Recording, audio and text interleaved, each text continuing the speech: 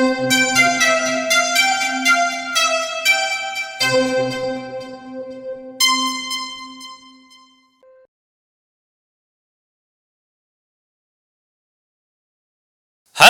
ketemu lagi di podcast Ngetes Mik.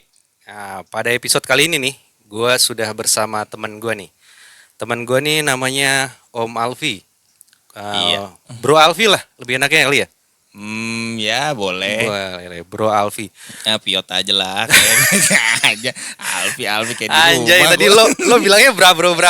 Iya, cuma maksudnya Ah, ya aduh, masa Bro Alfi gitu kayak ini kayak siaran radio zaman dulu. asik. Tapi emang kita generasi zaman dulu gak sih? Iya sih. Ya persilangan Oh, lah. persilangan. Kita Persilangan. kalau hitungannya kita generasi apa ya? Ya generasi apa ya, boomers ya. Jadi persilangan antara kita tahu apa yang namanya Telegram dalam Android dan Ah. Telegram zaman dulu. Iya, Oh, tahu kan oke. lo?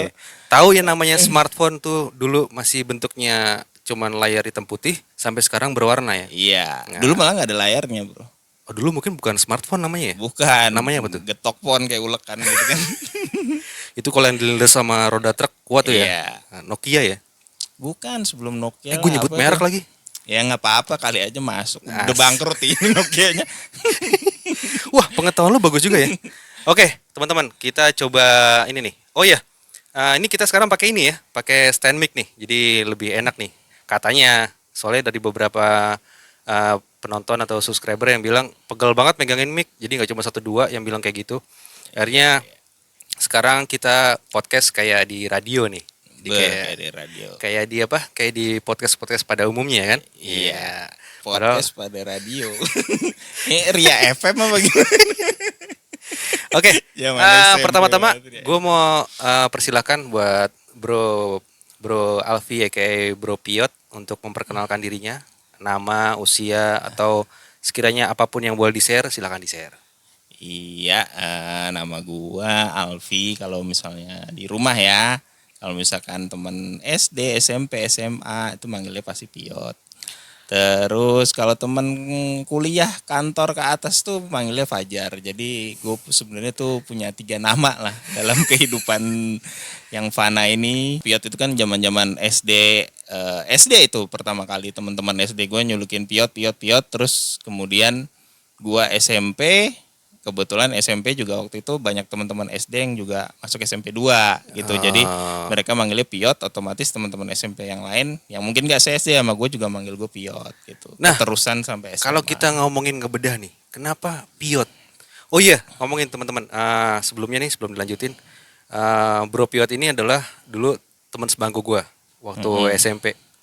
Jadi gue pertama kali masuk SMP, di mana gue masih lugu-lugunya, ketemu teman gue nih, yang namanya Bro Piot. Dan yang agak bikin gue memorable ya, ketika SMP tuh gue duduk samping dia, ada guru tuh yang lagi, kan kadang-kadang kalau guru kan suka ada ya, ada yang lucunya lah biar mencairkan suasana. Iya. Nah, gue di samping gue ini tiba-tiba tuh nyedotin kepalanya ke meja. Ceduk sambil ketawa-ketawa saking gelinya. Saat itu ya, jujur gue takut. Lo kebayang nggak anak baru lulus SD masuk SMP lihat sebelahnya kayak gitu? Bro Piot, lo bisa jelasin nggak? Karena sampai sekarang tuh jadi pertanyaan buat gue tuh. Kenapa lo waktu itu geli banget sampai lo bisa jedot-jedotin kepala lo sampai ada garis tanda tuh? Masih ada nggak sih tandanya? Nggak ada lah, udah nggak ada. Udah nggak Kalau ada ya? ini kan karena dulu naik sepeda waktu kecil. Apa ya? Kenapa ya? Gue juga sebenarnya sih pas lo ngomong gitu di WA, gue juga, oh iya, gue dulu ngelakuin itu ya. Mungkin apa ya? Gue dulu anaknya tuh eksplosif gitu loh. Eksplosif, Eksplosif, meledak. iya meledak. Pokoknya kalau sesuatu lucu, gue harus ketawa sekenceng-kencengnya gitu kan. Kalau ada sesuatu yang meledak, gue lebih meledak lagi. Kayak dulu ada bom beji, ini malah gue samperin. Nggak tahu ada bom lagi di situ. Kan tolol namanya. Kalau Emang apa ya, maksudnya ya begitu gitu. Terus juga mungkin kan waktu itu kan dari SD ke SMP itu kan benar-benar peralihan apa ya, masa transisi. masa transisi baik secara biologis maupun psikologis gitu. Jadi gue ngerasa ada dalam tanda kutip ya sedikit capernya mungkin. Oh, mungkin ada pencarian jati diri kali ya. Dia pencarian jati diri gitu. Maksudnya gue tuh pengen ke arah mana gitu, pengen ke arah misterius atau komedius gitu. Komedius. Atau jadi tikus sekalian. Karena memang gue merasa apa ya, ngelucu itu beda-beda gitu. Ketika lu masa SMP, ketika SMA, ketika masuk kuliah gitu. Bahkan waktu awal-awal kuliah tuh gue agak kesulitan menyesuaikan dengan jokes teman-teman gue, karena gue ngerasa aduh kok kayaknya gue lawakan anak Depok sama anak Jakarta kayaknya gue kayak anak kampung gitu, bayaran SPP cuma 14.000. Iya sih. Gue juga ngerasa kalau lawakan di Depok tuh sama di Jakarta lain ya. lain. Terus lawakan di daerah-daerah, terutama waktu gue masuk kuliah tuh ketemu sama anak-anak yang dari pulau lain atau dari daerah di luar Jawa Barat gitu. Itu kok jokesnya bisa lain ya. bisa lain banget gitu, udah lain bahasa gitu, lain jokes gitu. Kadang-kadang malah buat kita itu kelihatannya kayak kasar, tapi buat mereka tuh aman-aman aja ya. Iya, buat mereka aman-aman aja. Soalnya gue pernah punya temen nih, cewek sih, waktu itu di kuliah, dia dari Bandung. Kayaknya dia tuh asli totok Bandung lah gitu. Terus dia ngomong, ih lo jangan licik ya gitu. Kan buat kita kedengerannya nggak ini ya. Iya, karena licik itu kan hanya ada di sinetron. Kata-kata licik itu. Kita mana pernah ngobrol sehari-hari, licik lo gitu kan. Apaan sih lo, gue tendang juga. Iya tapi memang mungkin ada perbedaan definisi kata kali ya. Iya, definisi dan perasaan. Karena kata itu kan sebenarnya bukan hanya suara, tapi juga merefleksikan perasaan. Anjay. Gitu. Apa lu sekarang Ini akibat kebanyakan main sama chat GPT begini nih. Nggak punya teman. ngomongin ChatGPT nih? Kalau misalnya, Om tahu nggak? Sekarang udah ada Google VO3. Oh, gue nggak tahu tuh apaan tuh. Nah, Google VO3 tuh Google termasuk AI-nya Google, yang dia tuh mampu memproduce sebuah video yang real. Jadi kita tinggal ngetik prompt aja, dia bikinin gitu. Iya, videonya tapi kan udah pernah ada tuh yang kayak gitu ya. Sempat kita mungkin ada beberapa konten yang nyebutin kalau misalnya sudah ada AI yang bisa ngeproduce video. Tapi videonya masih kelihatan AI-nya lah. Iya. Artinya kurang natural. Nah, Iya. Google VO3 ini kabarnya udah natural banget. Bahkan pernah belum lama sih gue ngeliat ada konten yang coba tuh ChatGPT untuk ngeliat tuh video hasil produce dari Google VO3. ChatGPT-nya bilang ini adalah rekaman asli. Oke. Nah. Sekarang pertanyaan gua, hubungannya apa dengan perbincangan kita malam ini? Perbincangan tadi kan Om ngangkat topik tentang ChatGPT. Kalau misalnya kayak gitu tuh kan berarti bisa dong orang tuh memproduksi sebuah. Dulu kan kayak gini ya. Kalau zamannya Kaskus ya, kita kelihatan umurnya nih kalau gini ya. No picture no hoax ya. No picture hoax ya. Iya, no pics. No pics hoax ya. Terus sekarang sempat berubah jadi kalau nggak ada videonya hoax. Iya. Nah sekarang kalau video sudah bisa diproduksi gitu, mungkinkah ini menjadi sebuah hal yang berbahaya menurut Om atau Bro Piot nih? Iya, memang kan diprediksikan kan suatu saat nanti ada sebuah era di mana ini kok jadi serius ya. Iya nggak apa-apa. Emang apa? Ada sebuah era di mana ketika orang sudah tidak bisa membedakan lagi antara yang real mana, yang nggak real yang mana, gitu. Ya, jadi ya udah, jadi ketika itu sudah terjadi, dan itu sebenarnya udah terjadi sekarang, ya kan? Iya. Kita maksudnya, ya contoh lah gini, kita di Indonesia ngelihat berita tentang ini, tentang itu gitu. Tapi yang orang di belahan lain, dunia lain menyaksikan, itu justru sebaliknya. Gitu. Jadi kita nggak bisa lagi tuh memvalidasi atau menjadikan sebuah video sebagai bukti. Memvalidasi baik di pengadilan atau di hal yang mungkin kita sepakati kalau ini ada buktinya atau enggak. Jadi video udah nggak bisa jadi bukti lagi. Sebenarnya sih gini, kan selain video kan gini, ada juga saksi mata. Kalau lo bicara pengadilan ya ada juga saksi mata. Terus kalau misalkan dia video, pasti sampai kapanpun itu pasti akan, kalau menurut gue ya, pasti ada kedeteknya gitu. Apakah itu AI atau bukan, walaupun sesempurna mungkin ya. Yang ditakutkan itu kan gini, ketika dia yang menerima video itu adalah yang tidak mengkonfirmasi ulang. Jangankan tidak mengkonfirmasi ulang, pengetahuan mereka tentang adanya AI yang bisa memproduksi itu juga belum merata kan? Lah iya, coba aja lihat WA keluarga kita. Coba gue tampilin video ya, udah bubar. Kalau misalnya salah satu misalnya kita nggak suka sama siapa gitu ya. Kita Iya, buatin iya, dia ngerti. sebuah video dengan mukanya dia kan bisa kan? Bisa banget gitu. Nah, yang di daerah tahu nggak tuh yang seperti itu? Nah itu makanya kan harus Maksudnya bukan yang di daerah ya.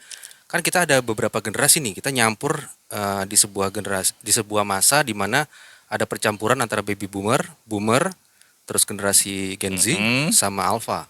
Ini jadi satu ketemu dengan sebuah teknologi yang tiba-tiba ada lompat begini yang mungkin belum siap mungkin. Jadi kita latar belakang pendidikan atau pemerataan pendidikan aja belum cukup nih. Kita udah dihadapin sama seperti ini, akhirnya kan ada outputnya, ada eksesnya. Nah, Iya. kalau misalnya dengan keadaan seperti ini, negara kita yang seperti ini gitu loh. Apakah harusnya tuh AI harusnya dibatasi? Nah itu sih jadi pertentangan ini ya, pertentangan apa ya? Pertentangan yang sekarang sedang rame di luar negeri, tapi ramenya di sini belum sampai karena Gimana tuh? otaknya belum sampai. Gimana Jadi tuh di luar negeri? sejauh mana AI bisa kita batasin, ya enggak gitu. Atau misalnya jadi gini, kalau misalkan kayak gini lah, misalnya dari sisi hak cipta ya. Gitu. Sekarang lo bisa bikin musik yang mungkin musisi dulu harus menghabiskan waktu berhari-hari, berbulan-bulan, bertahun-tahun bahkan mungkin untuk dari latihannya, dari dia bisa bikin chord gitu, atau misalnya lo bisa bikin novel lo sekarang dari AI gitu, dengan cuma lo gue pengen bikin ini dong, cerita tentang ini si naga hitam dari Depok gitu. Gampang gitu. Nah, itu kan nanti jadi pertentangannya itu gini. Kenapa naga hitam? Iya, nggak tahu, tiba-tiba gue ngeliat. Lo sering nonton Pacol ya? Gue pernah lihat sih gitu. Cuma gue nggak terlalu tertarik gue ngeliat helm lo nih. Terus di luar negeri itu? Jadi di luar negeri itu pertentangannya gini. Ketika lo menciptakan karya, balik lagi ya tadi ya. Kalau lo menciptakan karya nih, misalnya karya lo tuh apa sih? Karya lo tuh misalnya musik atau misalnya novel yang lo menggunakan AI dalam proses pengerjaannya gitu. Itu punya lo apa punya AI hak ciptanya. Nah itulah, terus kalau itu memang punya lo tapi kan itu nggak full punya lo gitu. Berarti orang lain boleh dong ngambil sebagian dari punya lo gitu. Nah, gue pernah nanya nih sama salah satu AI ya. Sebut aja kita samarkan Gemini ya. Iya. Jadi kalau misalnya itu sempat gue tanya tuh tentang masalah hak cipta, dan dia jawab kalau misalnya memang ini jadi perdebatan masalah hak cipta, tapi mungkin hak ciptanya bukan yang bro tadi sebutin. AI itu kan ngambil informasi yang dia dapat dari internet atau dari istilahnya apa ya, istilahnya yang ngajarin dia lah, yang masukin datanya. Nah masalahnya ada karya-karya orang yang tersebar di internet. Yang diambil sama dia. Nah, hak cipta itu yang setahu gue tuh juga jadi permasalahan. Iya, betul. Apakah AI sudah mengkonfirmasi ke pemilik dari karya tersebut? Iya kan. Dan gue tanya sama Gemini, lo confirm nggak? Nggak. Nah, kok bisa begitu? Bukannya itu melanggar hak cipta? Sedangkan kalau kita lihat ya, orang-orang Barat itu kan sangat mendewakan hak cipta ya. Betul gak sih? Iya benar. Hak paten. Hak Padahal cipta. penemuan-penemuan yang ada di dunia ini juga banyak yang diakuin mereka ya. Iya gitu. Cuma ya kita kan nggak punya power lah. Tapi Om tahu ya? Iya tahu sih. Cuma kalau ngomong itu pala gue panas. Apa yang bikin Om panas? Ya maksudnya berpikir kesananya itu udah maksudnya ya udah nggak bisa dibenerin gitu, mau dibenerin apanya gitu, karena kita ya kalah segala-galanya gitu, karena mereka memang ya apa ya, kapitalisme itu kan memang sama sih, gue juga kerja sebagai kapitalis gitu, mau ngomong apa jadi. Kalau ngomongin masalah kapitalis, kita kan di dunia ini ada kapitalis, sosialis, sama apa lagi? Ya kalau secara garis besar sih itu aja dulu. Gitu. Cuman dua? Nanti banyak pecahan-pecahannya lah. Jadi cuma dua nih di dunia ini, kapitalis dan sosialis. Kalau saat ini sih ya. Bukannya ada yang ketiga ya? Jadi mulai panas nih. Bukannya ada yang ketiga ya? Apa komunis? Enggak kan, komunis kan berangkatnya dari sosialis kan? Ini pasti mau ngarahin ke politik. Enggak. Nggak ke politik. Lu jangan siaga gitu dong. Ntar gue siaga dulu deh. Gue tutup mata dulu ya. Nggak. Biar nggak dikenalin. Kalau misalnya kapitalis, sosialis, oke deh. Nah, kita ngikutin deh istilahnya perahunya Bro Piot nih. Mm-mm. Kita bicara masalah kapitalis dan sosialis. Mm-mm. Nah, itu kan yang lagi perang nih sekarang nih. Sebenarnya sih kapitalis sama sosialis itu nggak selalu berperang sih gitu. Loh, Kadang-kadang berseberangan dong. nggak, sekarang udah ada sebenarnya disebut apa ya, gue lupa istilahnya. Jadi sebenarnya ada titik tengah gitu. Perpaduan? Secara ekonomi ya gitu. Bukan perpaduan tapi titik tengah gitu. Apa tuh? Kalau kapitalis kan lo misalnya gini nih, lo misalnya lo boleh apa namanya berbicara apa sorry ya, bukan berbicara sih, itu liberalis sih. Jadi kapitalis itu lo boleh mengumpulkan modal sebesar-besarnya. Kalau misalkan lo kaya ya untung sendiri, kalau misalkan lo kaya lo nggak usah bagi-bagi juga nggak apa-apa gitu, karena itu kan hasil usaha lo sendiri gitu. Kalau sosialis? Nah kalau sosialis kan ibaratnya nih sumber daya satu, misalnya satu wilayah atau satu negara kan kita, Iya. aduh capek juga ini. Kita kumpulin nih jadi satu ya nggak, kita bagi rata. Bahasa gitu kan. kasarnya istilahnya sosialis tuh nggak boleh ada yang kaya ya. Nah itu makanya sekarang udah ada titik tengahnya, kayak negara-negara seperti misalnya Norwegia gitu. Norwegia kan memang dari satu sisi ketika mereka sebagai sebuah negara mereka kapitalis gitu. Tapi dia ngenain pajak yang tinggi satu ke warganya. Nah pajak yang tinggi itu nanti didistribusi ulang ke warga negaranya. Ngomongin pajak nih. Aduh jangan pajak, udah cukup. Jadi kalau misalnya sebuah negara ya yang memperlakukan pajak, itu pahamnya sosialis apa kapitalis? Semua negara pasti memberlakukan pajak. Kalau gitu. pajak yang tinggi? Kalau pajaknya tinggi ya belum tentu lo nggak bisa mengkategorikan oh lo sosialis, oh nih kapitalis, nggak bisa gitu. Karena Tapi misalnya kecenderungannya? Kecenderungannya bukan dari itu, tapi kecenderungannya dari apa ya? Aduh berat juga nih.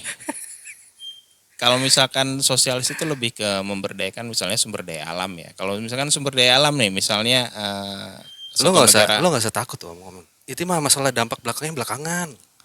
Enggak, gue nggak takut sih, cuma deg-degan aja. Oh, oke. Jadi kalau misalnya pajak yang tinggi itu diberlakukan oleh pemerintahnya, itu untuk kembali ke masyarakatnya. Iya, tapi kan mereka kayak misalnya tadi contohnya Norway gitu. Mereka misalnya kayak bisa sekolah gratis, habis itu kayak misalnya apa namanya rumah sakit gratis gitu. Tapi mereka bergeraknya juga kapitalis dalam arti apakah misalnya gini, Norway itu kan kalau nggak salah punya minyak ya, minyak yang cukup gede gitu, dan mereka memang ya digali terus-terusan gitu buat ngasilin buat negaranya sendiri gitu. Tapi di satu sisi dia juga narik pajak tinggi dan membantu misalnya warga negaranya yang mungkin nggak punya kesempatan yang sama gitu. Beda misalnya dengan yang kayak ibaratnya Pure sosialis. pure kapitalis, sorry. Oh, pure kapitalis. Kapitalis kayak misalnya kayak Amerika gitu-gitu. Nah, Ya kalau misalkan lu miskin ya mereka tuh ngomongnya gini apa? Ya itu salah lu gitu. Kenapa lu nggak kerja keras gitu? Dan memang mereka sampai bikin acara kan, acara misalnya gini. Jadi ada pengusaha sukses yang cuma dikasih 100 atau $1.000 di satu kota kecil. Lu buktiin lu bisa lagi nggak kaya dengan cuma segini. Dan ternyata di hampir semua peserta acara itu berhasil. Gitu, karena memang mereka kan apa ya, land of dream, land of the free, land of dream juga gitu. Jadi siapa aja yang datang ke sana selama lu bekerja keras lu bisa kok kaya gitu, prinsip mereka begitu.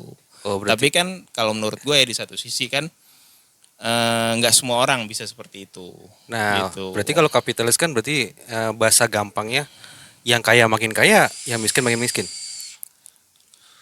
Enggak juga sih bro, kalau menurut gue. Karena gimana ya? Big bro. Iya. Ntar gue mikir dulu nih. Yang kaya makin kaya, yang miskin makin miskin. Iya nggak? Nggak juga, karena gini, yang miskin pun dapat gini. Mendingan negara kapitalis murni daripada negara pura-pura sosialis tapi sebenarnya kapitalis, ya nggak? Oke. Gitu. Ini udah mulai berani nih. Udah dulu politiknya balik lagi. Nggak, kalau balik lagi. kalau negara yang pure sosialis, contohnya apa? Cina. Contohnya enggak, Cina sekarang memang udah. Jadi Cina itu kan sosialisnya cuma dari sisi politiknya aja. Mereka cuma punya satu partai ya kan? Partai komunis ya? Ya, partai komunis. Sebenarnya komunis sama sosialis itu juga beda sih gitu. Kalau dijelasin lebar lagi gitu. Kalau komunis kan ideologi ya? Ideologi gitu, dan Kalau komunis, sosialis sistem ekonomi kan? Enggak juga, bagian dari ideologi juga gitu. Cuma ya sosialis sama komunis memang deketan. Cuma mereka apa ya, kayak anak dari bapak yang berbeda lah gitu. Nah, Apa penjelasannya kalau misalnya kan kalau misalnya kita berangkat dari asal usulnya, mm-mm, mungkin itu kan seperti itu tadi. Tapi mm-mm. kalau misalnya penerapannya, kalau komunis itu kan ideologinya, sosialis itu kan ke Iya, sistem lebih ekonominya. ke sistem ekonominya. Nah, kalau Indonesia tuh menurut apa ya? Kalau Indonesia sih, kalau setahu gue dari Bung Karno sih lebih ke sosialis lah ya. Gitu. Hah? Iya kan keadilan sosial bagi seluruh rakyat Indonesia itu adalah salah satu pemikiran Bung Karno itu sebenarnya kan sangat sosialis gitu. Sangat dekat dengan PKI juga. Enggak, makanya jangan lu samain sosialis sama komunis itu beda Oh. jauh gitu. Emang PKI ngomongin masalah sosialis gak?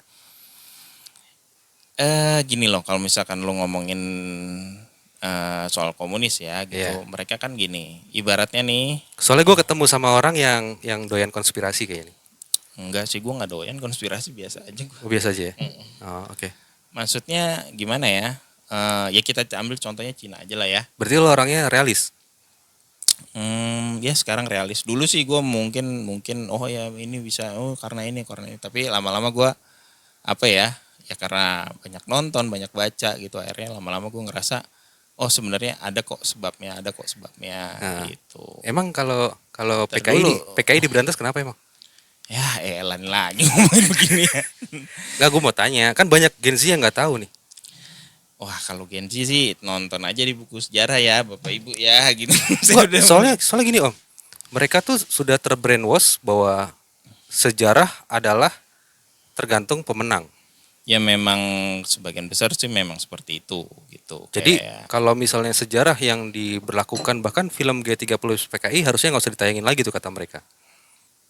ya gini ya maksudnya gini kalau misalkan ngomongin sampai ke sana itu memang harus dirunut gitu. Kalau misalkan mau ngomongin ke sana ya harus dirunut apa bangsa kita harus jujur dan jujur semuanya itu nggak cuma dari satu pihak tapi dari satu pihak yang bertentangan harus saling jujur. Nah itu masalahnya yang susah. Emang yang nggak jujur apa sih Om?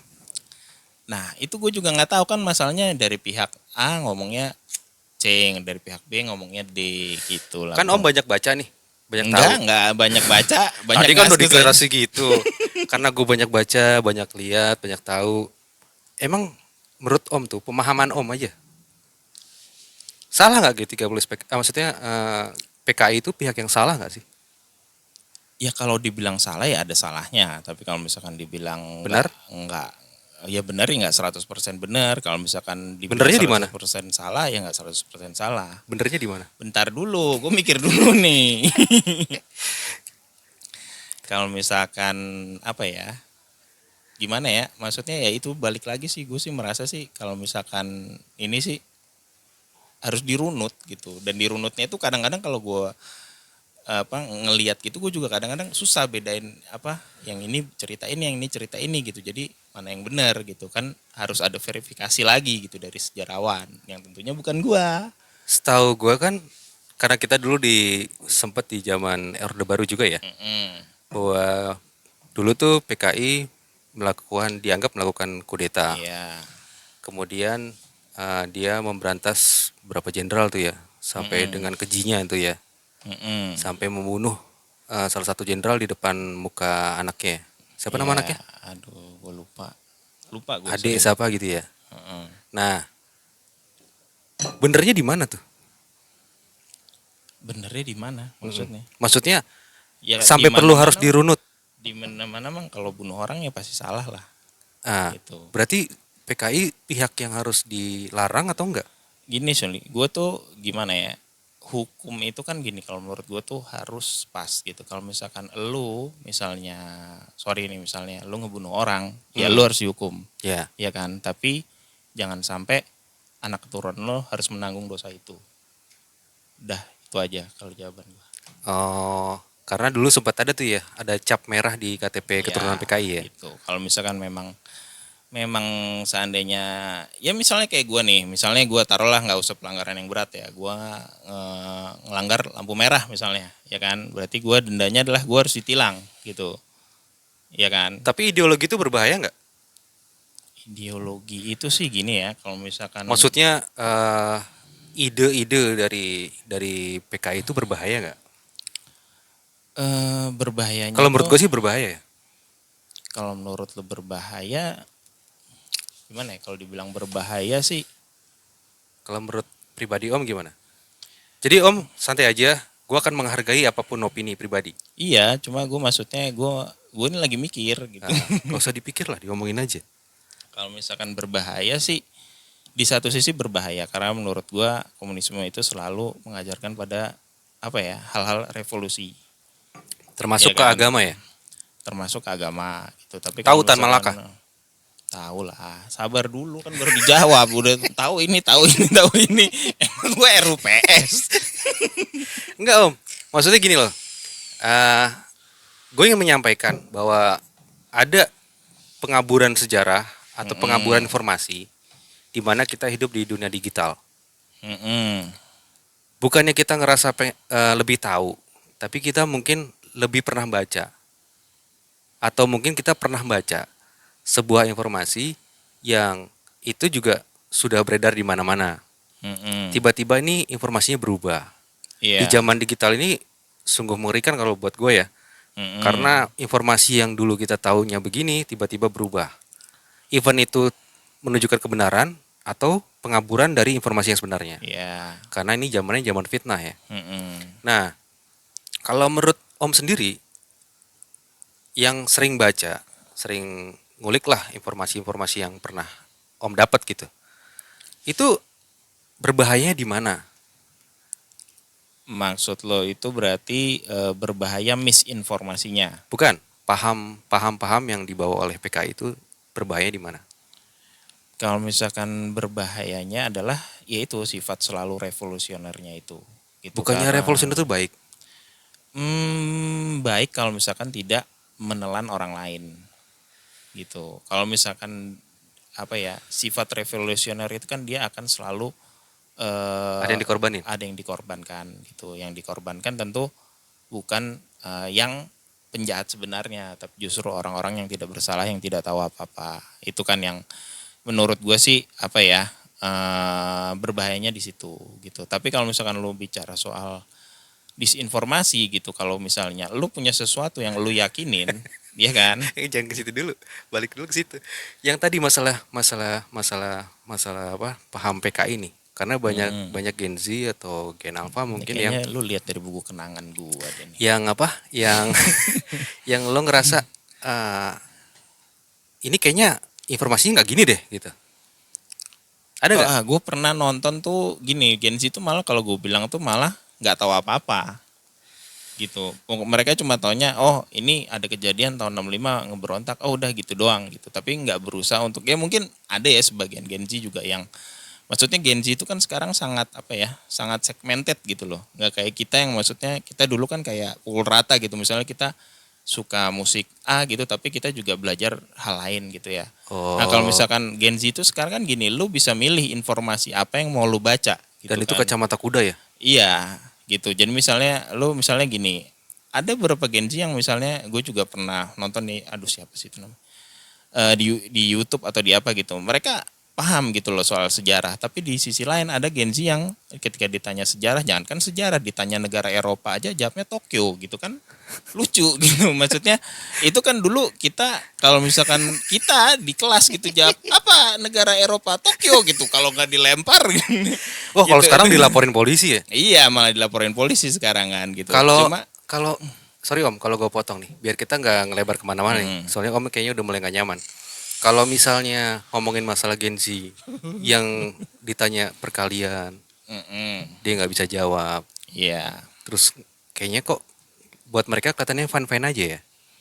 Ya, gue nggak ngerti deh itu ya. Itu juga jadi maksudnya obrolan-obrolan juga di kantor Tapi Gen gitu Z loh. apa Gen Alpha sih yang kayak gitu? Alfa sih mungkin ya. Kalau Gen Alpha. Kalau Gen Z sih gue rata-rata, gue sekarang kerja juga sama Gen Z dan mereka rata-rata sebenarnya Baik. Gen Alpha juga sebenarnya apa pinter-pinter ya gitu. Enggak, Cuma Gen Z baik nggak di kantor?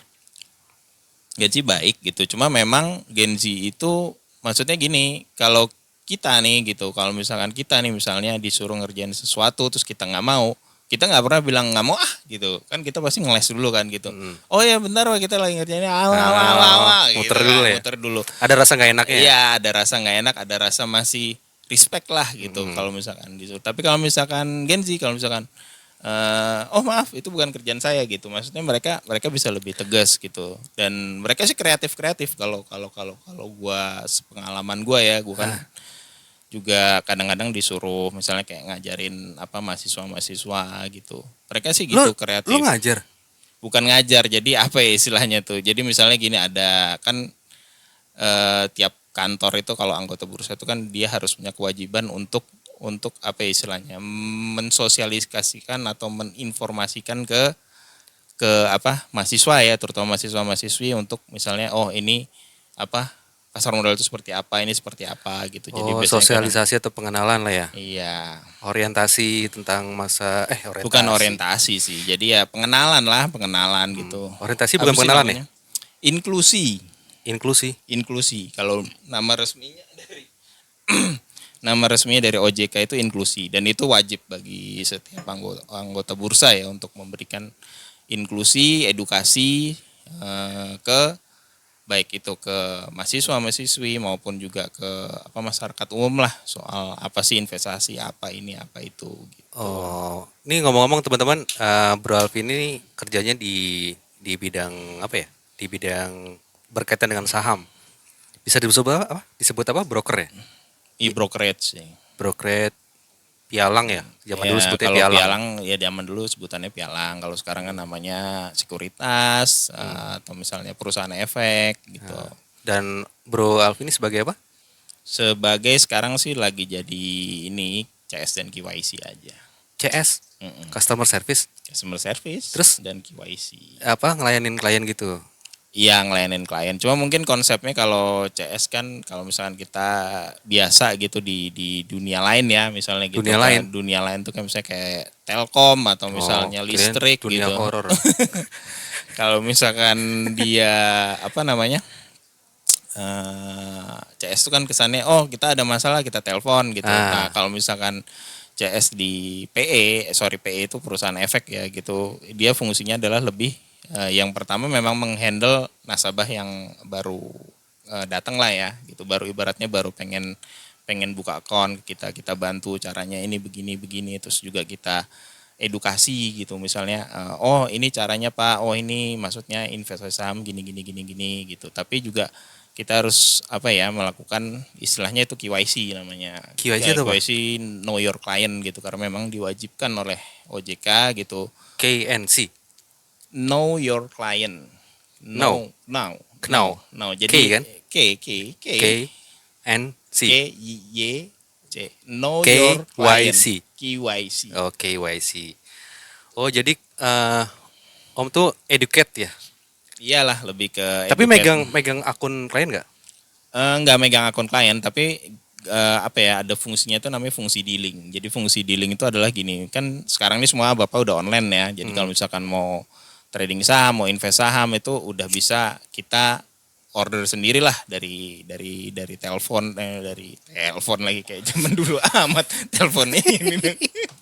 Dari apa namanya ponsel kita masing-masing lah gitu ya, kita kasih tahu fitur-fiturnya, ini caranya, ini apanya gitu. Cuma sekarang sih kalau saya rasa sih nggak kayak dulu ya awal-awal kerja udah maksudnya udah mereka udah bisa cari pengetahuan sendiri, jadi paling kita bantu juga nggak banyak gitu yang harus kita bantu gitu. Jadi kerjaannya Bro Alvin nih ngasih informasi yang mungkin mereka belum paham kali ya. Iya belum paham, sekaligus ya itu menerapkan proses KYC itu ke klien dan untuk perusahaan juga karena itu nanti akan dipertanggungjawabkan ke OJK dan ke bursa. Nanti kliennya sendiri akan langsung untuk masuk ke bursa atau dia ada manajer.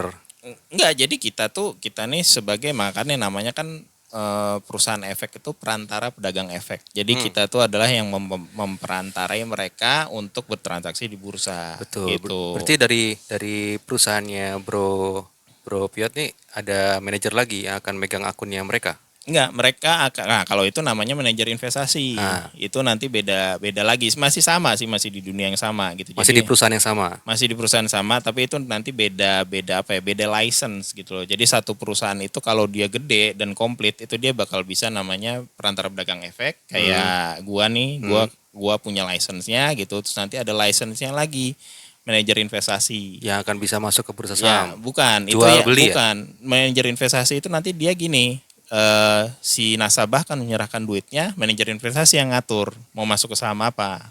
Kalau perantara pedagang efek enggak, lu kayak misalnya gini nih, lu datang, lu buka, ya udah lu langsung transaksi sendiri di bursa. Cuma kita sebagai perantaranya aja. Perantara itu ibaratnya gini, misalnya ya ada orang gitu, Pak tolong dong saya pengen beli apa misalnya saham BRI gitu misalnya ya.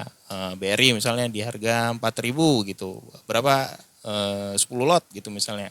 Oh ya udah oke Pak gitu kita masukkan ya ordernya kita masukkan. Dan itu sekarang juga bisa lewat online gitu. Itu perantara ya? Perantara gitu. Nah, kalau manajer investasi lu misalnya punya duit nih 10 juta gitu.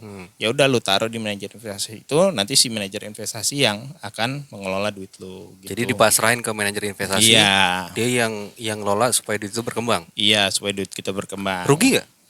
Ya bisa rugi bisa untung, makanya itulah apa ya investasi di saham itu kan gitu high risk high return. High risk, High high return. return. Resiko tinggi juga dapatnya tinggi. Iya, Resiko rendah dapatnya rendah. dapatnya rendah. Oh. Kalau nyali Om, Nyali apa hubungannya sama nyali? kalau nyali yang tinggi itu termasuk akan berefek ke kita nggak? Dalam investasi, Dalam hal apapun. dalam hal apapun, kalau menurut gue sih enggak lah ya. Kalau gitu. kritik, Kalau gue rasa sih kritik belum. butuh nyali nggak? Kritik butuh nyali jelas. Nah, nyalinya harus tinggi apa secukupnya? Harus tinggi, Harus tinggi. harus tinggi. Nyali Nah, itu kalau harus Bro tinggi. Alvin termasuk nyalinya tinggi apa rendah? Rendah kalau soal kritik. Nggak usah panjang. Langsung dipotong. Dia tahu gue mau kemana, langsung dipotong. Kenapa sih Om? Kayaknya kok mau kritik pemerintah kok Bro Alvi kayaknya jangan deh gitu. Ya karena gue ngerasa ya orang gue fine-fine aja kok gitu. Emang pemerintah ini baik-baik aja? Ya saat ini masih baik-baik aja. Yakin? Yakin orang gue saat ini masih bisa bekerja apa namanya? Enggak, kalau kita ngelihat sebuah pemerintahan tuh jangan ngelihat dari diri kita dong. Ya, Tapi secara umum. Enggak sih, enggak. Gue sih kalau selalu ngelihatnya tuh dari diri gue sendiri dulu. Gitu. Oke, kalau misalnya lihat dari diri sendiri berarti punya opini pribadi terhadap suatu hal dong ya. Ya. Nah, berarti kalau misalnya rekening diblokir, lu nyemprotin asap masuk ke kamera. Oh iya, sorry penonton. Nah, rekening diblokir PPATK dengan Ya. alasan untuk memerangi judul. Menurut Om masuk akal nggak? Nah gini, itu kan yang perlu dipahami juga. Memang ada beberapa rekening yang kemudian bukan rekening terkait judul, tapi dia harus ditutup gitu. Tapi sebenarnya itu adalah hal yang biasa di dunia gua. Biasa. Jadi suatu rekening ditutup. Itu rekening itu sesuatu yang biasa. Karena gini, misalnya gini, ada indikasi apa? Indikasi dia misalnya melakukan misalnya bisa money laundering atau misalnya ada indikasi dia apa ya istilahnya tuh. Jadi bukan nama yang sebenarnya. Jadi misalnya gue punya duit banyak nih, ya kan? Gue takut nih misalnya Jual nanti beli rekening. bukan jual beli rekening. Jadi nanti bro gue taruh dulu ya duitnya di rekening lo gitu. Jadi seakan-akan ketika rekening gue diperiksa, ini gampangnya dalam tanda kutip gampangnya. Oh nggak ada nih, si Piot nggak ada duitnya kok gitu. Padahal duitnya udah gue pindahin ke teman-teman gue gitu misalnya. Itu adalah suatu hal yang menurut gue biasa gitu di dunia gue ya, cuma Sorry, gue potong. Nggak semua Biar nggak orang. ngelebar. Kalau misalnya berangkat dari indikasi, itu PPATK berhak nutup rekening. Karena kalau soal itu kan soal hukumnya ya, gue juga kurang ngerti gitu. Cuma memang PPATK tuh memang setahu gue PPATK singkatan dari apa sih? Pusat Laporan Analisa Transaksi Keuangan. PPATK. Kalau nggak salah ya. Kok keuangan? TK-nya apaan T-nya? Bukannya tindak korupsi? Bukan, analisa transaksi keuangan. Oh, analisa transaksi keuangan. Kalau seingat gua gitu. Karena memang Kenapa ngurusin judul? ya karena itu terkait dengan transaksi keuangan. Apa mereka nggak butuh surat dari penegak hukum? Karena mereka sendiri penegak hukum. Oh, PPATK itu penegak hukum. kalau setahu gue ya gitu. Karena Setara memang sama kepolisian. kalau setaranya gue nggak tahu ya, secara sistem ketenaganegaraan gue nggak tahu gitu. Cuma setidaknya yang gue dari pekerjaan gue ya gitu, kita memang harus melaporkan ketika ada sesuatu yang misalnya gini, gue terima nasabah nih. Ah, Terus nasabah itu misalnya contohnya apa ya, ibu rumah tangga lah, ya kan, ibu rumah tangga gitu. Ibu rumah tangga itu harus selalu melampirkan data suami juga. ya. Gitu ya kan, data suami pekerjaannya apa gitu. Oke lah, pekerjaannya taruhlah karyawan biasa gitu, UMR gitulah taruhlah. Oke. Terus tiba-tiba si ibu ini, ibu rumah tangga ini, tiba-tiba dia bertransaksi misalnya yang di luar kewajaran. Apa tuh? Misalnya gini, tiba-tiba kan dia nulisnya, oh gaji suami saya cuma, kamu dapat duit dari mana? Kan kita tanya tuh di formulir pembukaan gitu. Oh dapat duit dari suami, gaji suami berapa? Misalnya 5 juta lah sebulan. Ah. Tiba-tiba dia transaksi misalnya bisa sampai 1 miliar gitu taruh dalam sebulan. Itu harus kita langsung red alert. Siapa tuh yang berhak create alert? Kita sebagai dan itu semua ya, nggak cuma Kita siapa nih? Kita siapa? penyedia Bank. jasa keuangan, bank, sekuritas, asuransi. Oke, kalau kita bicara rekening yang diblokir kan rekening bank. Mm-mm. Nah, kalau rekening bank berarti yang berhak membuat create alert atau warning lah istilahnya, Iya. itu bank. Bank nanti akan kirim ke PPATK. Oh, berarti ini semua dari bank datanya? Kalau itu gue bisa jadi. Jadi dia kirim nanti ke PPATK. Kayak misalnya nih kan contohnya ke gue lagi ya, gitu. Jadi gue tuh sebenarnya kan fungsinya juga hampir sama kayak seperti bank ya, sekuritas. Karena itu kan menerima hampir sama, dana ya? Karena menerima dana gitu. Nah kita langsung red alert kalau misalkan kita pertama itu kan ada namanya CDD. CDD itu apa namanya, customer due diligence. Kemudian nanti ada lagi EDD. EDD itu enhance, jadi due diligence. Jadi yang lebih apa ya, lebih mengerucut gitu. Tapi sebenarnya ini memang dilema juga sih di semua perusahaan kan. Misalnya nasabah kita tiba-tiba transaksi besar tapi nggak sesuai profil keuangannya, masa kita tanyain apa, Bu ini dapat duit dari mana gitu. Yang ada Emang kan berhak nasabah, nah, berhak, Masa keuangan pribadi seseorang kita berhak tahu ini dapat dari mana nih? berhak. Dan itu terlampir di pembukaan rekening. Oh ya? Iya. Jadi Anda harus nyebutin kekayaan Anda berapa, penghasilan Anda berapa, pekerjaan Anda apa. Oh, Dan kalau seandainya ibu rumah tangga itu langsung dinotis sebagai high risk.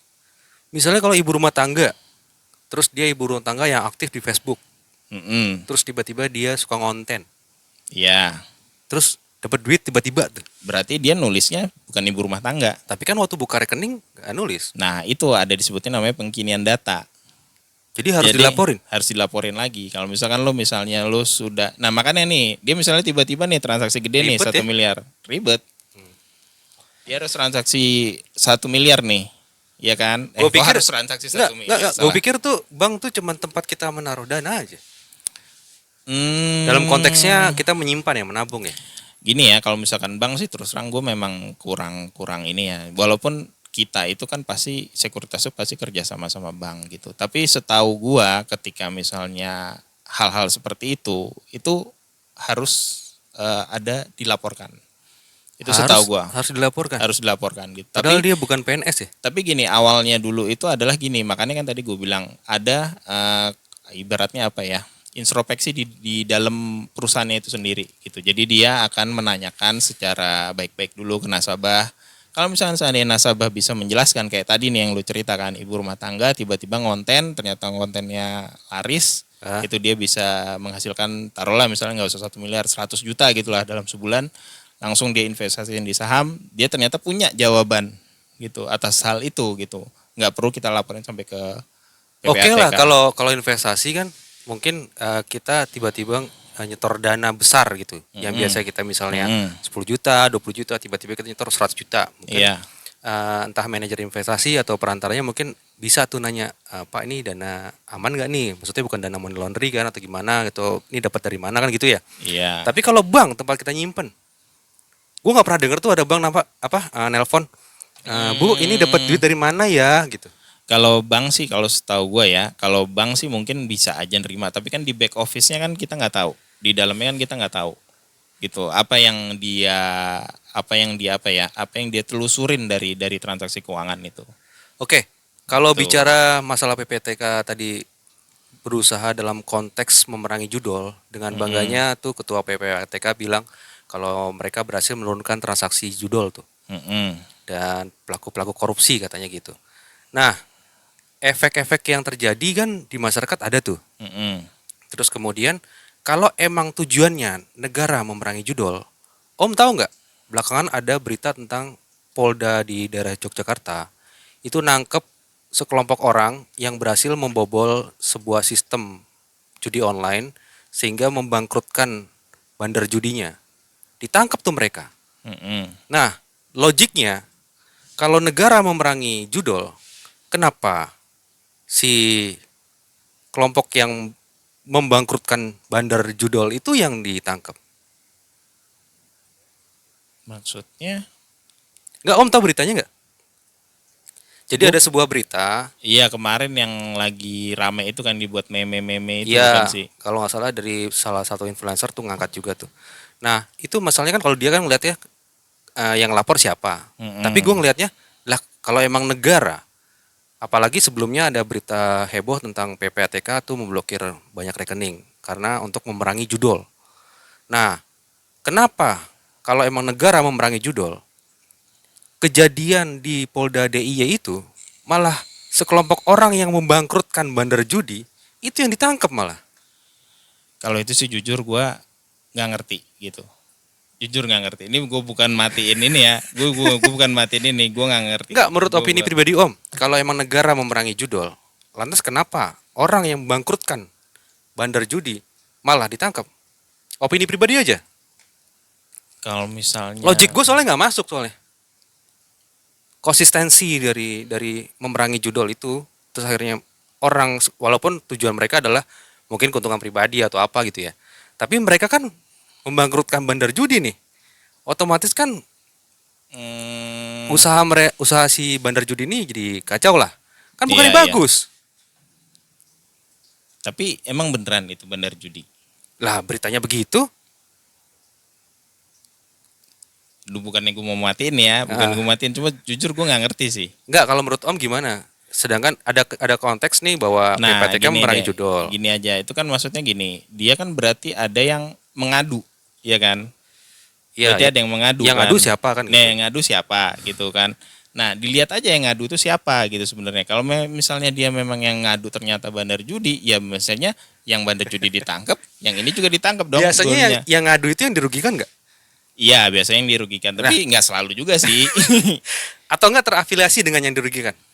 Terafiliasi sih mungkin. Nah berarti yang ngadu itu ada hubungannya dengan bandar judi dong harusnya. Iya, nah masalahnya tuh beneran yang dilapor itu bandar judi atau bukan? Kasusnya adalah yang ditangkap itu, jadi si tersangkanya sekelompok orang ini tersangkanya itu dia kasusnya adalah membobol sistem judi online sehingga membuat bandar menjadi bangkrut. Headline-nya Iya. gitu. Oke. Nah, berarti kan mereka ditangkap gara-gara membangkrutkan bandar judi. Ya kalau gitu dua-duanya ditangkap. Enggak. Jadi polisian kan aparatur negara, perangkat negara kan. Mm-mm. Kenapa nggak sesuai dengan PPATK tuh? Kalau Kasihan dong ketua PPATK tuh udah kemana-mana teriak-teriak bahwa kita memerangi judi, jadi kita blokir rekening-rekening gitu. ya gue sih terus terang kalau misalkan dari sisi gua ya, dari yang pengalaman gua ya, kalau misalkan gua sih prosesnya itu kan gini, kita perusahaan cuma ngelaporin aja ke PPATK, ya kan? Bukan. Kita udah selesai di situ. Maksudnya menurut pribadi Om nih, opini pribadi Om, Iya. kalau misalnya ada negara Ya kalau opini pribadi gue ya dua-duanya ditangkap. Dodo ditangkap, Iya, yaitu yang satu yang merugikan, yang satu misalnya dia memang misalnya merugikan siapa? merugikan si bandar judi ini kan. Jadi kalau merugikan bandar judi ditangkap. Iya, ditangkap. Si Padahal- bandar judinya juga Padahal ditangkap. dong. judul itu diperangi loh.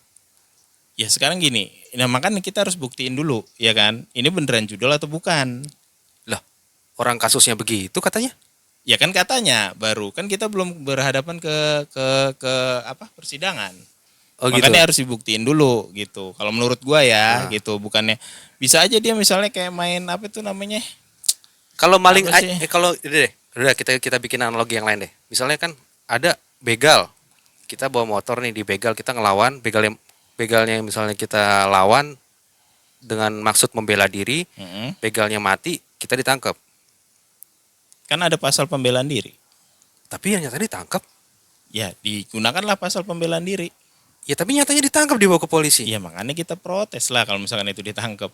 Iya kan? Harusnya ditangkap gak sih? Harusnya enggak, karena pasal pembelaan diri. Tapi pembelaan diri ya gue nggak tahu nih kalau di Indonesia, kalau di Amerika ada batasnya.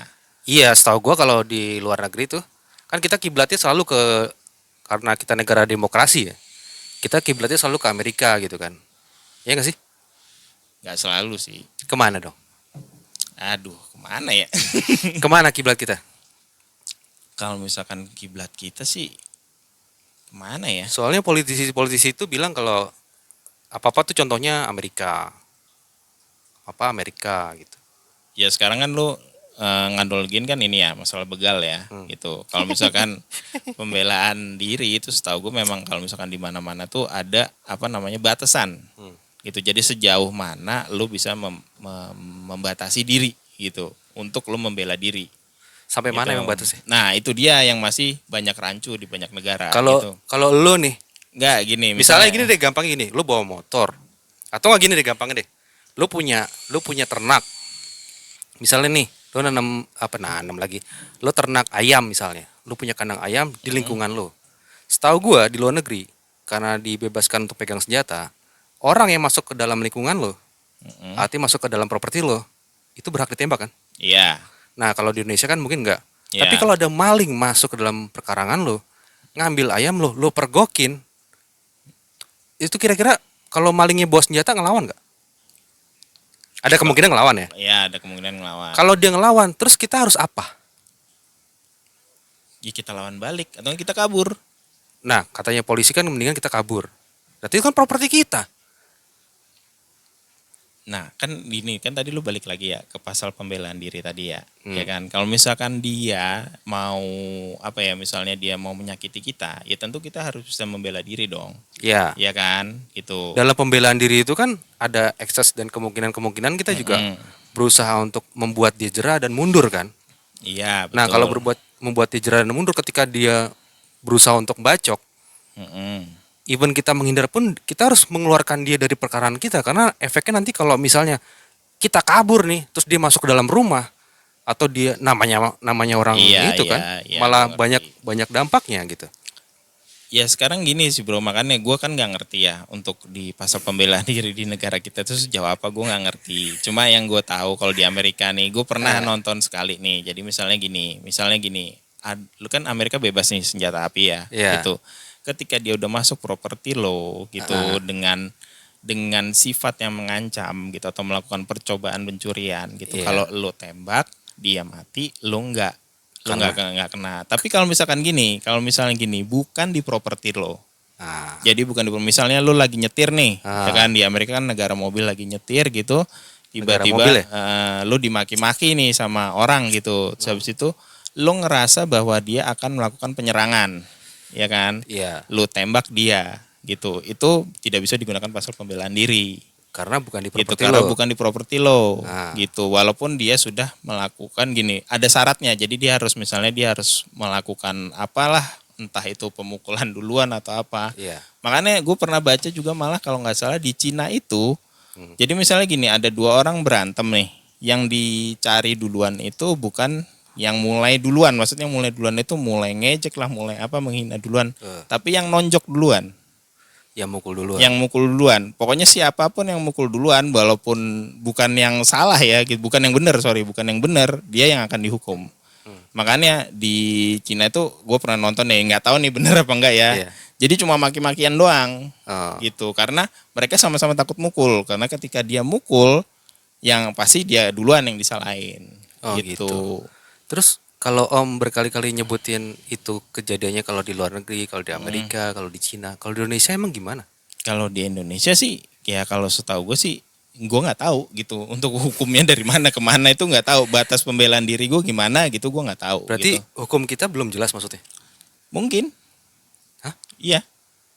Karena gue sendiri gue pun nggak tahu. Gue sekarang nih, ya karena gue juga sering ya naik motor malam-malam gitu ya. Gue selalu bawa pepper spray. Pepper spray itu semprotan merica, iya. Lada merica ya. Semprotan merica gitu karena ya gue kan nggak tahu apalagi kan Depok kayak gini lah ya sekarang. Gitu. Emang kenapa Depok? Ya begitulah dulu. Bukannya udah aman dari begal? Kata siapa emang? Oh, kata siapa? Emang kejadiannya gimana sih? Ini sebenarnya sih udah lama gitu, cuma udah lama ya, udah agak lama sih sekitar. Jadi ada ya teman dari saudara lah gitu, dibegal di Tanah Baru sini gitu. Belum lama? Belum lama, udah agak lama sih, sekitar setahun lebih lah gitu. Oh, Dan ya lucunya sih dia terluka kan ya, tapi alhamdulillahnya masih bisa disembuhkan gitu. Tapi lucunya di BPJS tidak termasuk dalam klausul. Lo tahu itu?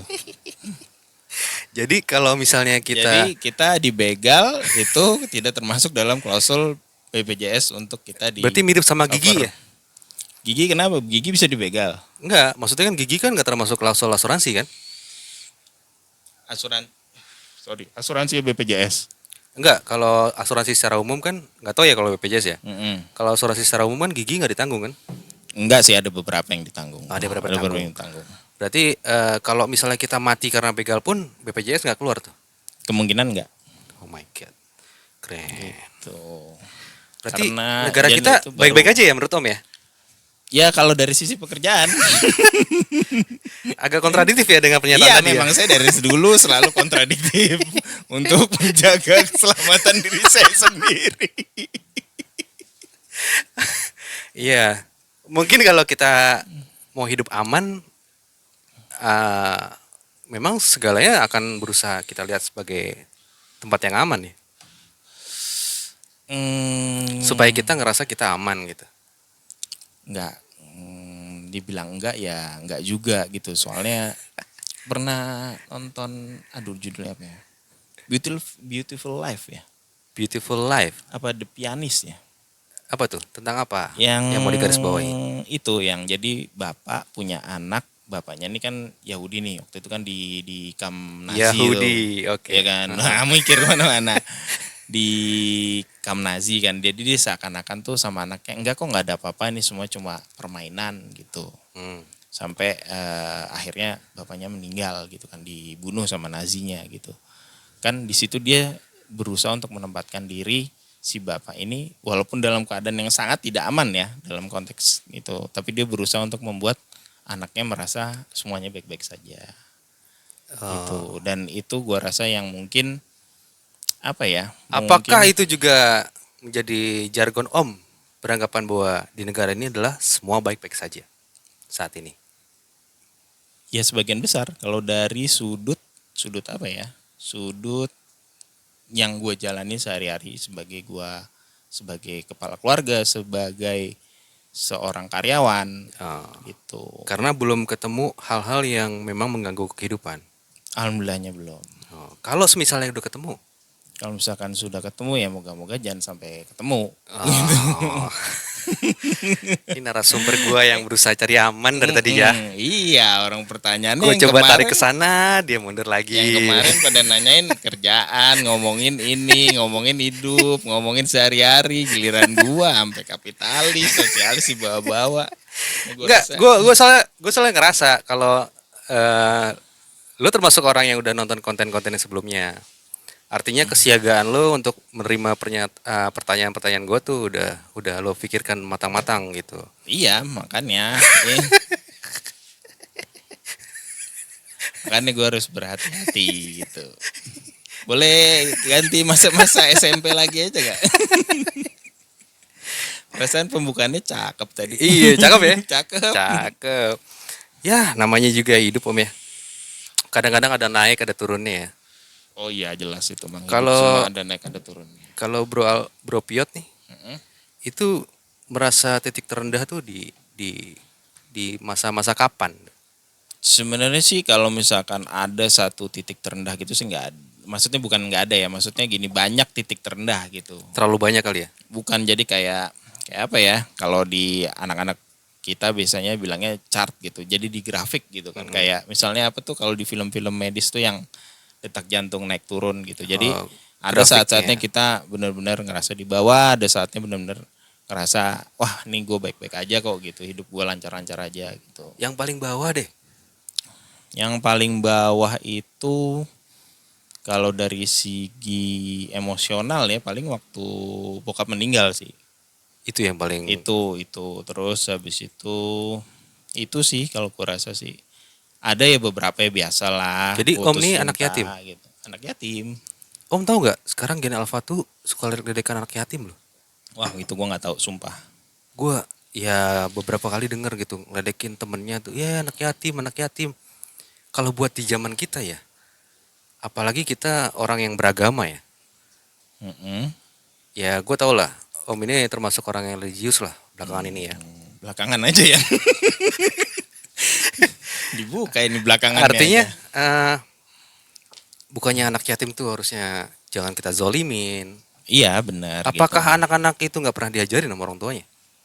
Kalau diajarin sih mungkin diajarin ya. Cuma kan gini, gue tuh kadang-kadang juga kayak tadi tuh gue Saya mana jawabannya? kayak tadi itu gue ngeliat gini loh, lo nggak bisa ngejudge lo nggak diajarin sama orang Oh, tua jadi lo gua ya ngejudge gitu. nih? Iya, kalau menurut gue tuh ngejudge. Jadi lo nggak bisa lo Kan gue nanya, satu titik gitu, ketika satu titik terus lo ngejudge bahwa gue nanya. iya lo nanya. Kan Tapi- ada question mark ya. Apakah mereka nggak diajarin sama orang tuanya? Nah itu apakah mereka nggak diajarin sama orang tuanya? Untuk kasus anak yatim ini gue terus terang gue belum pernah lihat ya. Tapi kalau misalkan di generasi kita kan itu sungguh Sungguh sangat sungguh keterlaluan lah, keterlaluan hinaan yang itu. keterlaluan gitu. Tapi kalau misalkan lu menjudge dari situ aja gitu, lu berarti nggak ngelihat secara apa ya? Gue nggak ngejudge, gue nanya question Enggak. mark. Apakah mereka nggak diajarin sama orang tuanya? Iya. Kalau ngejudge kan, mereka nggak diajarin sama orang tuanya, tuh ngejudge. Tapi kalau Iya, tapi kalau misalkan apakah? lu bertanya nih apakah gitu kan berarti kan lu kayak melihat seakan-akan itu adalah keseluruhan. No, kan ada case. Makanya gue bilang tadi kan ada case seperti itu. Gue pernah lihat beberapa kali ada ledekan antara anak-anak nih, Iya, kecil-kecil iya, loh. Iya, gue Ih, ngerti. anak yatim, anak yatim, anak yatim. Nah, itu kan beberapa kali yang gue rasakan sendiri dan gue lihat sendiri. Nah, Iya. gue bertanya, apakah case itu disebabkan oleh orang tuanya mungkin nggak ngasih tahu? Kalau misalkan nggak ngasih tahu sih, ya kalau misalkan ada orang tua seperti itu kan, ya kalau gue bilang sih keterlaluan. Hmm. Iya nggak. Tapi kalau misalkan kita nanti gimana ya namanya anak kecil tuh, aduh anak kecil sekarang tuh juga kadang-kadang gue juga bingung sih maksudnya. Apa yang kamu bingung? Mereka tuh apa ya? Lebih apa ya, lebih kayak lebih bebas ngomong lah ketimbang kita dulu gitu. Maksudnya kita kan dididik tuh ya, kalau gue pribadi ya gue merasa tuh gue dididik maksudnya secara kultural gitu, kita harus ya standarnya Konservatif aja lah. lah ya, konservatif, sopan ke orang lain gitu. Tapi kalau anak sekarang kan memang kayaknya tuh apa ya, lebih gampang berbicara gitu loh. Bukannya Ketimbang bagus? gampang berbicara kalau untuk beradu pendapat sih oke lah Ekspresif gitu. kan? Iya, tapi kalau misalkan untuk menghina orang lain kan ya nggak bisa gitu kalau menurut gua, karena ini bukan sesuatu yang apa ya kalau gue bilang ya. Apa ya istilahnya? Kalau menghina orang lain tuh bukan budaya kita lah dalam tanda kutip ya. Emang kita Gitu. masih punya budaya? Aduh, kok jadi budaya ngomonginnya. Makin Enggak, gimana? gue tanya, emang kita masih punya budaya? Kalau saat Kita masih ini- punya identitas gak? Kalau saat ini sih gue bilang masih. Masih? Gitu, masih. Walaupun ya memang terkikis gitu. Memang terkikis. Terus kalau misalnya ada bendera One Piece gitu, dilarang kenapa tuh? Wah itu saya juga nggak tahu tuh. Padahal saya juga suka sama One Piece gitu. Emang Kenapa, kenapa ya sih One Piece dilarang? Karena itu kan bentuk apa ya? Bentuk apa sih istilahnya ya? Ekspresi yang ditakutkan seakan-akan bahwa apa ya? Katanya akan mengacaukan persatuan Indonesia. Siapa yang dikacaukan? Iya makanya gue juga bingung gitu. Maksudnya itu cuma Siapa yang cuma dikacaukan? bendera begitu doang gitu loh. Kenapa harus? Tapi kalau Harus. disandingin sama bendera merah putih, apakah itu nggak ada? Kalau disandingin sejajar gue juga kurang setuju. Kalau di Walaupun bawahnya? gue penggemar One Piece. Kalau di bawahnya it's okay. Oh, jadi Gitu. pertanyaannya siapa yang dikacaukan Ya persatuannya? makanya siapa yang merasa perpecahannya dikacauin. Padahal kan gue juga, bahkan itu sebenarnya kan menyatukan semua fan One Piece ya kan. Iya. Bahkan sampai di notice sama Oda Sensei-nya sendiri gitu. Om ibu ya? Kok pertanyaannya sama kayak Pak Is?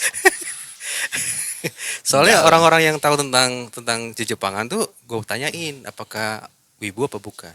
Bukan sih, cuma ya suka baca komik sih ya gitu. Tapi kalau kayak dibandingkan sama Pais aja gue di sini lah jauh gitu. Di sini ya. Yang di sini Pais kan, di sini Wibu di sini lagi. Padahal deh si Faiz sudah ngaku wibu. Oh udah ngaku dia. Iya. Gue denger awalnya dia kata enggak gue nggak Wibu gitu. Oh akhirnya dia ngaku. Iya, dia kan gampang digiring. Kalau misalnya nih Om, ngomongin tentang tadi sempat disebut tentang Yahudi. Mm-mm. Gue sempat lihat tuh dari beberapa postingan di medsosnya Bro Piot nih. Iya.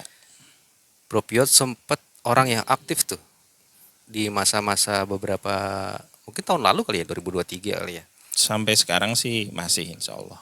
Jadi berusaha karena mereka kan penuh dengan agenda ya. Iya Tanda kutip mereka penuh dengan propaganda betul untuk merubah mindset orang. betul. Jadi nggak aneh tuh kalau misalnya tiba-tiba di belahan Eropa sana baru heboh tuh tentang kenyataannya bahwa Palestina yang dianiaya gitu. Iya. Karena brainwash itu udah terjadi bertahun-tahun. Iya puluhan tahun.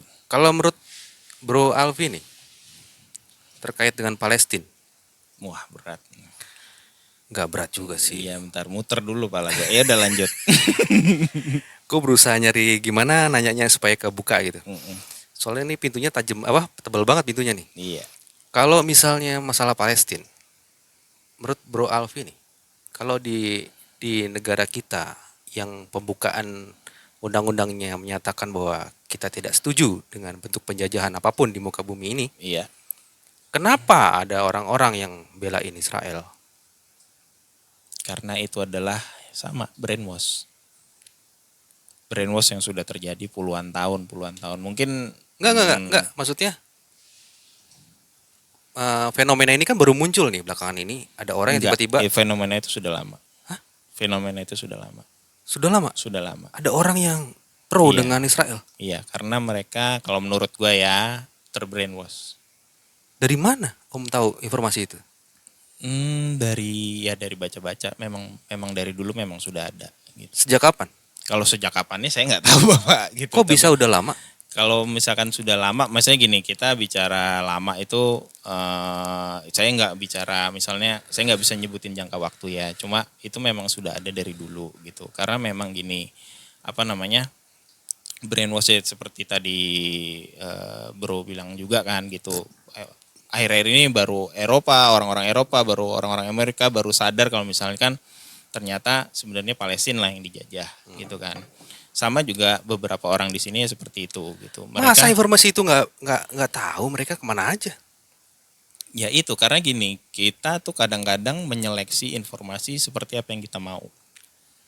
Tapi kan ini informasi udah lama kita tahu. Kita sebagai negara yang dulunya tuh, kalau nggak salah ya, Palestina kan termasuk negara yang awal-awal tuh yang mendukung kemerdekaan Indonesia. Iya. Terus ada dari warga kita Mm-mm. yang bisa Bro bilang tadi mereka terbrainwash lah. Nah mereka kemana aja tuh? Ya karena mereka yang mau dibaca adalah informasi yang hanya mereka ingin dengarkan. Kalau di brainwash sama siapa ya? Kalau itu saya juga nggak tahu ya, mungkin sama keluarganya, mungkin sama apa orang-orang terdekatnya. Apakah ada agen-agen dari Israel yang di sini yang berusaha untuk mencoba menyebarkan propaganda itu di Indonesia juga? Kalau sekarang sih kelihatannya sudah mulai ada ya, gitu karena mereka sekarang kan apa public relation-nya kan PR-nya nih Israel itu kan lagi hancur banget kan sekarang, karena ibaratnya kayak dijembrengin semua gitu Iya. keburukan mereka sekarang kan gitu.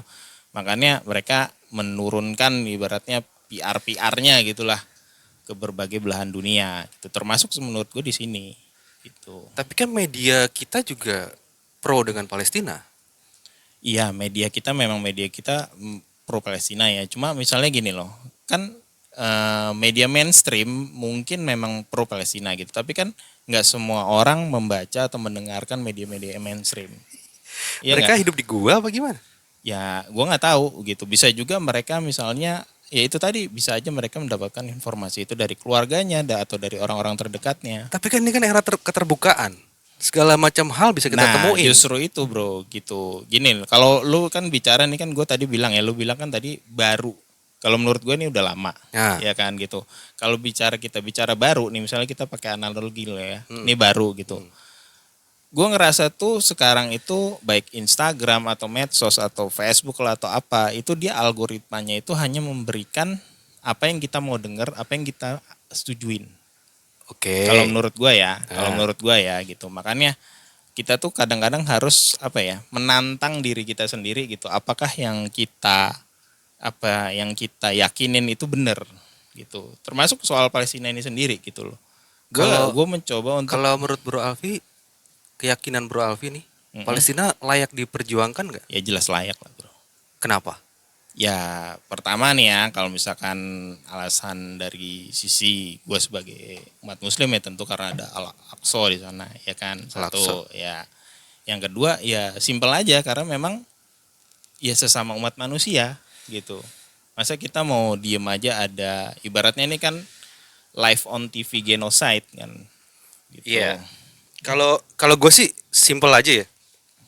Gue sebagai Muslim ya udah disuruh tuh sama Rasulullah kan. Ketika seorang Muslim itu bisa diem aja melihat saudara di Palestina itu kenapa-napa, Betul. ya berarti dia bukan Muslim yang benar kan. Betul.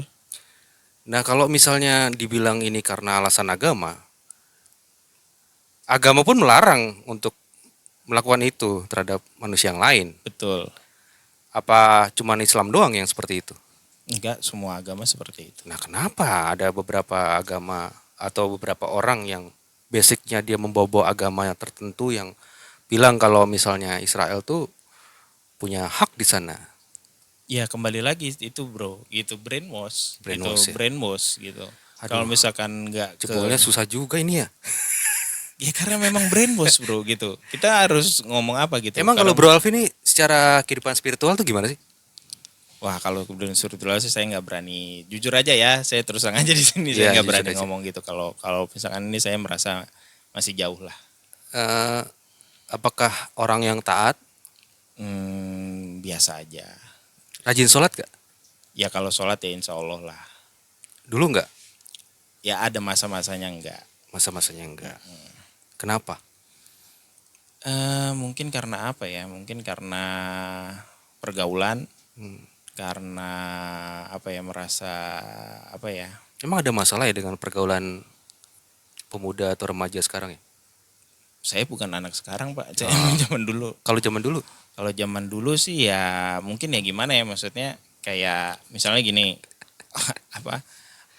Kita lagi nongkrong gitu misalnya apa ya sama teman-teman zaman dulu dah nongkrong di mana tuh? nongkrong di ya dulu kayak teman-teman kuliah gitulah misalnya wah pengen oh yang lain pada nggak sholat ya udah gue juga nggak sholat deh gitu. Oh gitu. Terus kalau misalnya sekarang kenapa sadar tuh sholat tuh penting? Kenapa ya kalau misalkan gue bilang ini sih lebih ke apa ya ke apa ya istilahnya tuh kayak pernah ngerasa drop gitu loh yang tadi lo bilang titik terendah itu ngerasa drop terus habis itu gue ngerasa gue harus nyari ketenangan kemana lagi gitu kalau nggak ke agama yang gue anut. Jadi sholat Itu. tuh untuk mencari ketenangan, Iya bagi gue. bukan sholat itu kewajiban.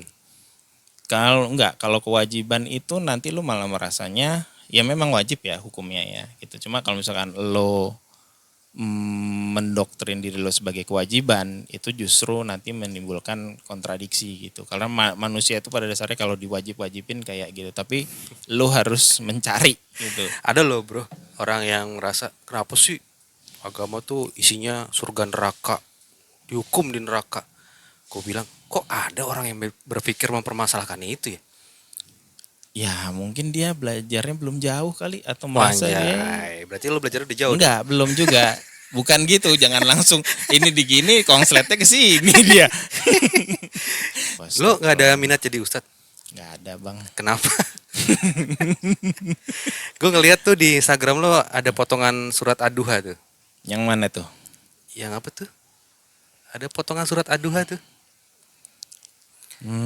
Kayaknya itu udah lama deh. Kayaknya waktu itu lagi broken heart kayaknya waktu Broken itu. heart. Sebelum nikah Patah, kayaknya. patah hati ya. Mm-mm. Sekarang udah nggak broken heart lagi. Alhamdulillah udah enggak. Karena udah punya istri ya. Iya. Wes. Emang sekarang kalau menurut Om tuh istri tuh apa sih? Istri itu teman. Temen, Iya, teman sejati. bukan temen tidur. Ya teman, ya mah teman sejati kan, teman tidur, teman makan, teman jalan, teman pergi, teman segala-galanya. Oh, teman sejati tuh nggak harus buat temen tidur dong.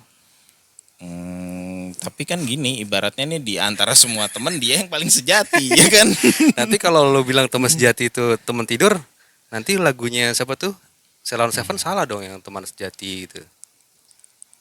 Ya gini loh, misalnya gini, ada teman sejati ada 10 nih ya, gitu. Ini teman sejati nomor 1, udah dia doang yang boleh Dijak tidur? diapa-apain. Iya. Oh, Kalau misalnya bagi gua ya, kan lu nanya bagi gua sih teman sejati ya gua. udah nggak usah defensif gitu dong. Iya, nggak apa-apa.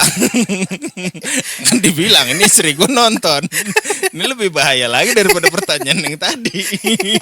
Emang kalau misalnya menurut Om nih, istri itu maknanya di hidup selain teman sejati tuh apa gitu?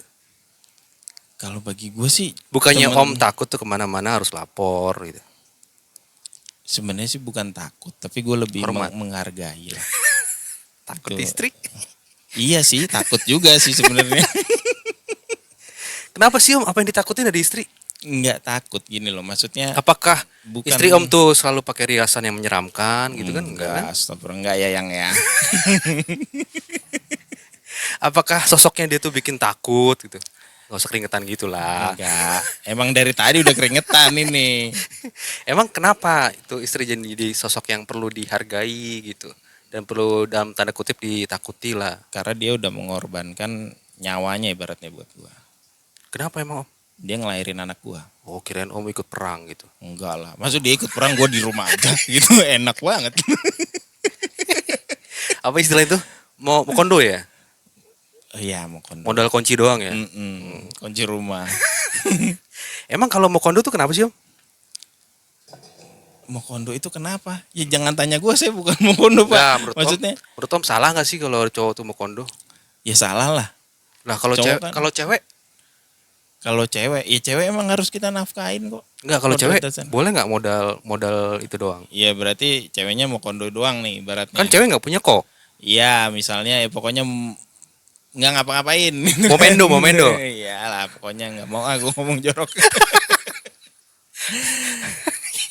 Kalau misalnya itu gimana ya?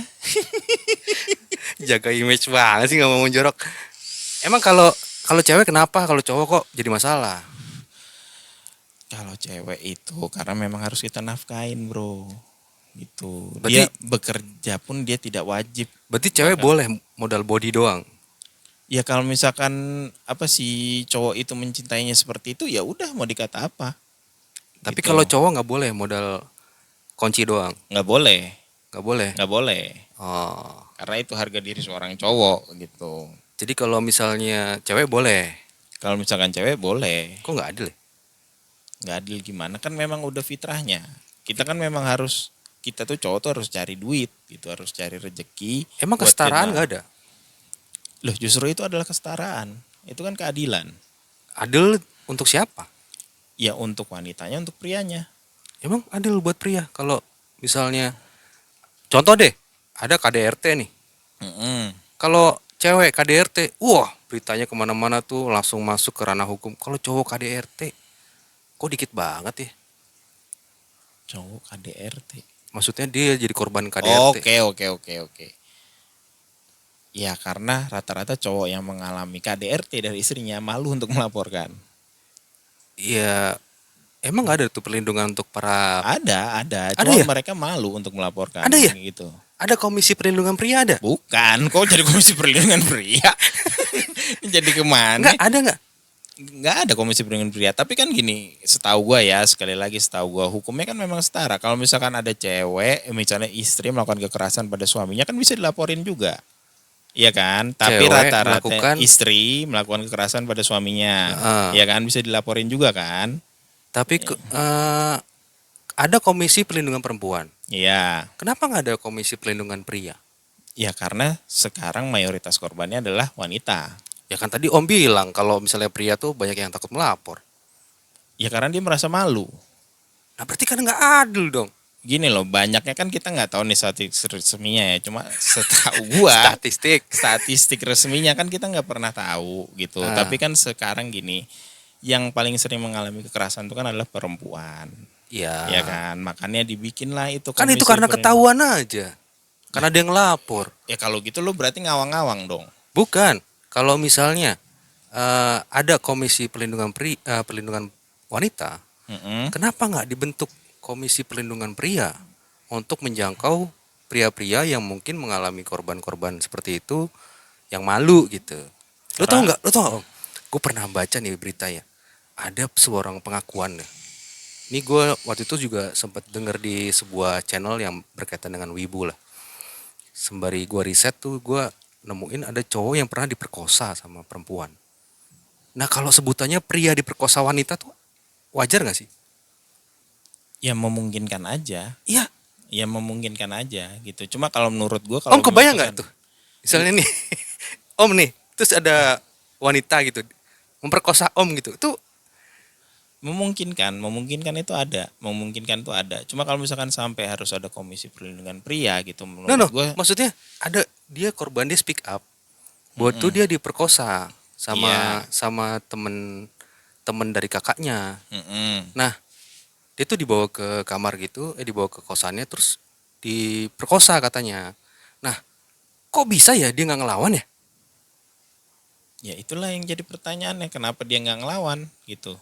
Mungkin bisa aja ya dia nggak ngelawan ya, dia mungkin merasa terintimidasi, ya kan, bisa aja, atau merasa bahwa si wanitanya ini mungkin punya dalam tanda kutip power, tapi bukan power secara fisik ya, mungkin power secara mental atau power secara kedudukan yang lebih tinggi dari dia. Jadi dia nggak melawan. Kalau menurut gue ya, cowok sampai trauma itu lebih berat loh dibanding perempuan. Memang karena ada penelitian ya, ini kalau nggak salah nih ya, sekali lagi ya kalau nggak salah. Jadi yang membuktikan bahwa sebenarnya cowok itu lebih menyimpan trauma ketimbang cewek. Dia lebih. Jadi gini, kalau misalkan cowok kan selalu seakan-akan ditakdirkan untuk tidak menangis lah, ibaratnya. Dipaksa untuk tidak menangis Gitu. Mungkin memang kulturnya juga seperti itu udah hampir di seluruh belahan dunia kan. Nah misalnya itu kalau nggak salah penelitiannya itu soal ya itu lagi broken heart, ya kan. Jadi ada beberapa sampel yang diambil antara cowok dan cewek gitu. Ketika cewek broken heart gitu, dia akan seminggu, 2 minggu, sebulan tuh dia akan nangis parah. Nah, gitu kan. Habis itu ketika dia udah melalui fase itu, dia akan mudah terobati itu ya, bangkit lagi gitu. Dan mencari laki-laki lain. Iya. Nah kalau cowok gitu, ketika dia patah hati, dia kan langsung mencari teman-temannya nih biasanya, ya kan, mencari teman-temannya, hura-hura gitu. Padahal di dalam hatinya itu masih sakit, masih belum diselesaikan sama dirinya sendiri gitu. Jadi lebih sulit menghilangkan trauma itu ya? Bukan, ya lebih sulit karena cowok itu lebih banyak memendam kesakitannya itu sendiri. Gitu. Tuh. Artinya cowok juga manusia yang punya perasaan ya? Ya iyalah bro. Jadi kalau disakitin juga sakit juga ya perasaannya? Ya iya. Oh. Oke Om, kita udah sampai di penghujung acara nih. Anjay, acara nggak tuh? Kalau misalnya Bro Alfi nih, gue denger tadi udah biasa di interview orang nih. Iya. Artinya bisa dong untuk nutup acara ini dengan sesuatu yang kira-kira Bro Alfi ngerasa ini bakal ceria banget nih penutupannya nih. Monggo Bro Alfi, saya persilakan. Iya teman-teman semua, terima kasih. Kenapa jadi suruh nutup ini saya? Gimana? Emang ada-ada aja dah. Ya ini pertama kali lah masuk podcast kayak gini. Tadi juga izin sama istri, bilangnya, yang aku mau masuk podcast gitu. Ngomong sama anak saya juga bilangnya, nah bapak mau masuk podcast nih gitu. Tapi ternyata di sini cukup berat pembahasannya sampai saya keringetan. Gitu ya, seperti mungkin Bapak Ibu ketahui semua. Bapak Ibu ya. Bapak Ibu ketahui semua. Habis saya biasanya presentasinya begitu. Ada Bapak, ada Ibu. MC ini ya, MC hajatan apa gimana? Enggak, MC inilah MC Bapak-bapak dan Ibu-ibu Oh, gitu. tapi penonton kita nih nggak bapak-bapak ibu-ibu doang. Ada yang udah. secara udah, statistik Ibu nih dari 18 sampai 50 tahun lah. Ya, berarti apa ya, guys saja. Iya, boleh guys, boleh bro. Monggo Om ditutup. Ya guys, jadi terima kasih banyak ini Bapak kita di samping ini sudah memberi saya kesempatan di malam yang cukup panas ini ya. Mana kipasnya mati lagi tiba-tiba. Terus? Ya nggak apa-apa lah gitu, namanya juga kita sedang merintis ya. Ya, merintis Gitu. apa tuh? Bapak ini sedang merintis lah gitu. Kalau saya kan cuma ingin satu menyambung silaturahmi gitu, karena Bapak ini adalah teman sebangku saya di kelas 1 dan di kelas 3 gitu. Jadi saya merasa cukup punya hutang budi lah sama Bapak Oh, ini enggak lah. gitu. Kita semua Gitu. punya rasa ibaratnya kita punya ikatan emosional lah. Iya, sama-sama punya pengalaman apa ya, batin. Nggak batin juga sih. Udah kayak supernatural ini. Iya. Ya sama-sama punya pengalaman yang sama. Jadi ya sekali lagi saya terima kasih lah udah diberi kesempatan sama Bapak ini. Ini mah bukan penutupan nih, sambutan ini nih. Nah, kan saya biasa ngomongin di forum resmi Bapak kayak. Oke. Sekarang ini deh. Mungkin biar lebih asik ya. Punya nggak tebak-tebakan yang lucu? Oh, nggak punya saya. Udah, saya potong aja, saya nggak punya. Kalau nggak gini deh.